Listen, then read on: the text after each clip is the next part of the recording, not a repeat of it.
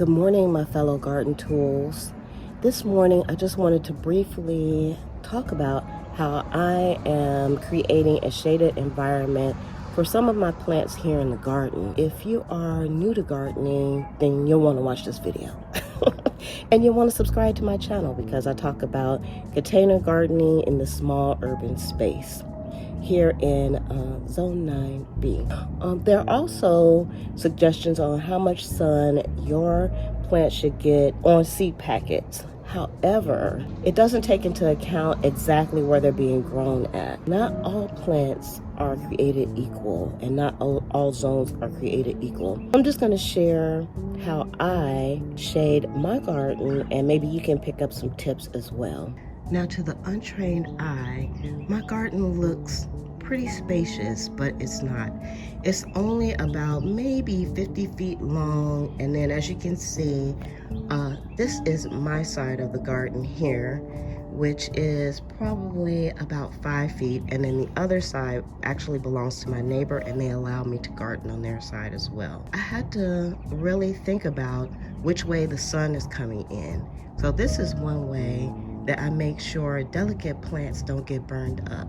So on this side of the garden, this is where the morning sun comes in, and the morning sun is not as intense as the evening sun. So everything on this side gets afternoon sun, and this side gets the morning sun. So you can take that into account when you're thinking about shading your plants. Right now, this is my greenhouse, and it has a lot of stuff in there besides plants, but if it is too hot, then I consider putting my plant babies in shade.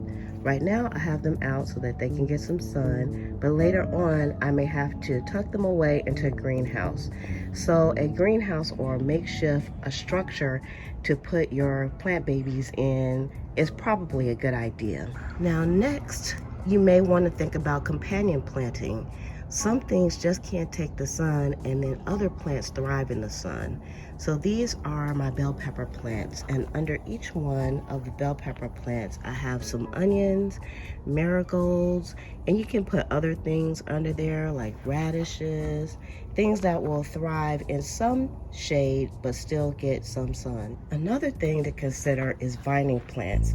Vining plants will provide some shade for your other delicate plants as well. So here I have a beautiful morning glory. Y'all look at this. Beautiful. And it's going to go all the way over this trellis, and it will provide lots of shade for the delicate plants that are underneath it. Now here I have a tomato plant, and at some point I may have to put some shade cloth. And I have some shade cloth down here because when I put these in, they were very delicate again. And I put the shade cloth around this trellis that I had to create some partial shade for the plants below. So that's something you can think about, is creating trellising systems where you can add shade cloth to later and protect your plants. And then also, as you can very vividly see, we have some umbrellas. So we have an umbrella here, and we have an umbrella here. I was able to nab this umbrella on the curb. Somebody was throwing it away, and this one I actually use for the beach. They're beach umbrellas, so they're UV protected and they'll last a while. And I've had this umbrella out in the garden for a few years now. It's almost time to replace it, but it's lasted for quite a while, and it provides a lot of shade. And so for those plants that need a little bit more shade, at parts of the day, I'll go ahead and I will put the umbrellas up for them. And then also, again, we have some vining plants here on the trellis that provide lots of shade for the plant babies inside the trellis. And also here, this is kind of a simple way to give a plant some shade, and that is kind of put it in a box. Now, I wasn't sure if that was a good idea, but the plants inside here love the little bit of shade that they get. Well, they get a lot of shade, because remember, it all depends on where the sun is coming into your garden as to how much shade your plants need. And what I have in this trellis are my tomatoes. Some of the tomatoes have grown outside of the trellis, but they don't have to be fully shaded, just partially shaded. And then here is my Liz and the Beanstalk patch. and I have it shaded, and I use some shade cloth that I've had for a very long time. You can buy the shade cloth in rolls, and I do believe this provides 75% shade.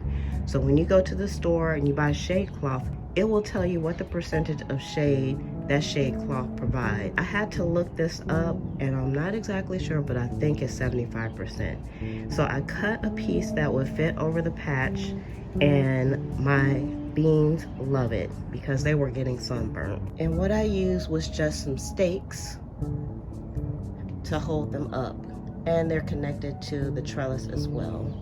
But as you can see up here, some plants just don't want to be shaded. Now this is what happens when your plants are not shaded, and they might need a little shade. Now this is a sweet pea plant, and it's about time for it to peter off. So we're gonna just go ahead and let that one go, and I'm not gonna worry about shade for that. Up under this umbrella is my ginger, and although ginger is a tropical plant, it's also prone to sunburn, and you can see the leaves have a lot of sunburn, so I had to go ahead and put some shade up for it. I used my beach umbrella for that. Here on this trellis, I'm still using some shade cloth here, but instead of having the shade cloth on top, I put the shade cloth inside. And I did that so that the plants on the inside will still get shade, but the plants on the outside can still kind of creep across the trellis. So that's something to consider.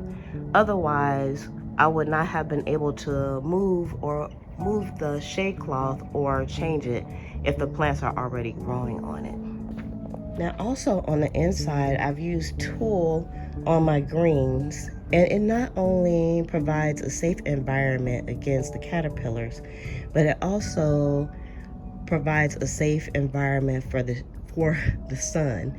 So it does provide just a little bit of shade, and it seems to be working out really well. And I've also done the same thing for the strawberries. So the strawberries may get a little bit of sunburn, but since I've had this tulle on top of it, there hasn't been any sunburn at all. So I'm happy about that. And also we have our carrot patch, and I've done the same thing. I created a lean-to for the carrot patch so that the sun will not burn up the carrot leaves, and they are looking spectacular. Lastly, you can always put plants up under trees if you have them that provide shade.